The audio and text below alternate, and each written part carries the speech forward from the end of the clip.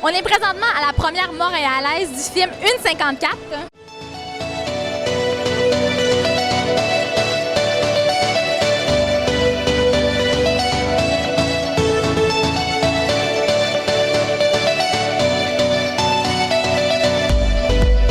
Voici nos entrevues. Salut, ici Angélique. Et Rosemary. On est en direct de l'après au party de 1,54. On vient tout juste de voir le film.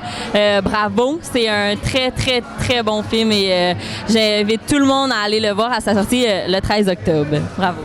Merci beaucoup. C'est ton premier long métrage. Est-ce que tu peux nous parler un peu du processus de création derrière tout ça?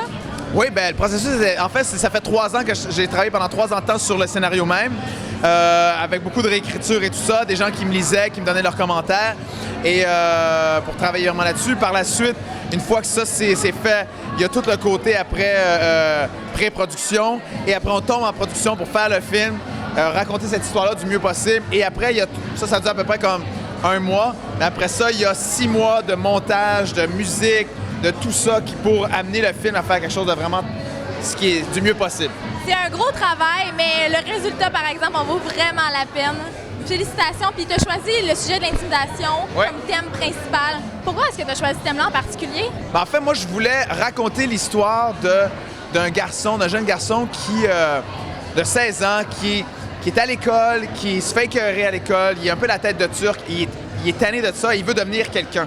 Il veut s'imposer à travers sa force, la course et tout ça. C'est ça l'histoire que je voulais raconter. Puis en même temps, donc ça parlait de l'univers tant de la course, que je connais beaucoup par la compétition et tout ça, et l'univers aussi de scolaire, que je connais aussi beaucoup par mes implications.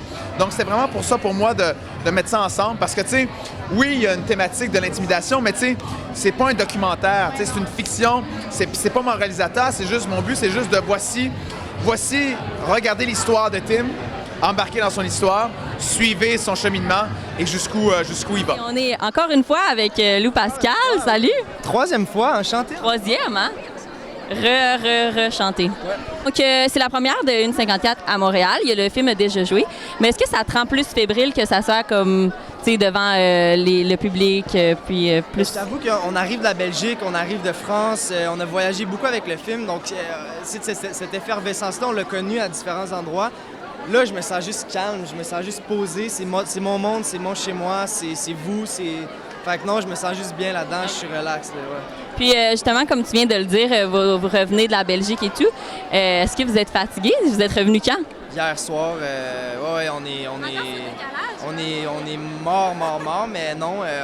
Mais ça paraît pas. C'est de l'adrénaline, c'est de l'amour, fait qu'on peut pas être fatigué, impossible. J'imagine que le tournage doit être vraiment exigeant pour vous, autant physiquement que mentalement. Est-ce que vous avez eu une certaine préparation à ça? Sur le plan physique, c'est sûr qu'en amont, moi, je trouvais ça important d'avoir une technique irréprochable pour la course parce que mon personnage, il fait quasiment un temps olympique. Donc, je me suis entraîné il y a 1 mois vraiment où j'ai passé à l'entraînement. Puis intellectuellement, c'est sûr que c'est un personnage qui est super difficile. J'avais jamais joué quelque chose comme ça. Donc, en amont également, j'ai fait un travail de recherche, un travail d'analyse. Fait que oui, ça a été super, ça a été difficile, mais j'ai adoré ça, vraiment. Avec Sophie Nellis, qui va jouer un rôle dans le film 1,54. Salut, ça va? Oui, vous?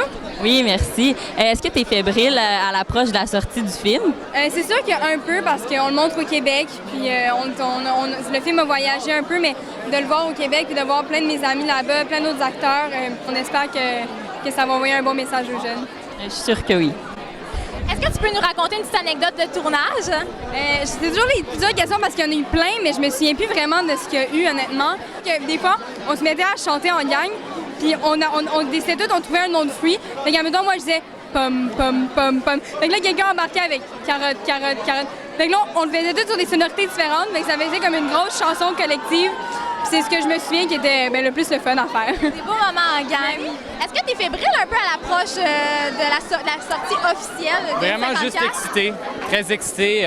Nous, on a déjà vu le film, on a fait une première à Québec. Fait que ça, c'est vraiment la grande première. Puis on est vraiment, on est tous excités, vraiment tous excités.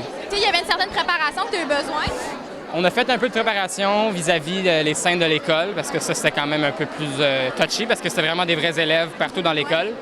Mais à part ça, on a sauté dedans puis on a fait ce qu'on pouvait. Est-ce que tu as une petite anecdote qui s'est passée durant le tournage qui serait drôle à nous raconter? vous allez voir que moi et Antoine Pilon, on s'embrasse. Moi, je pense que ça, c'était vraiment le moment de gloire du tournage, c'est notre bec. Qu'est-ce que tu dirais à tes fans pour les inciter à aller voir le film? Je dirais juste que c'est... Ben, on voit les fesses à Antoine Olivier Pilon. C'est pas mal ça, là. Allez voir le film, il est beau, là.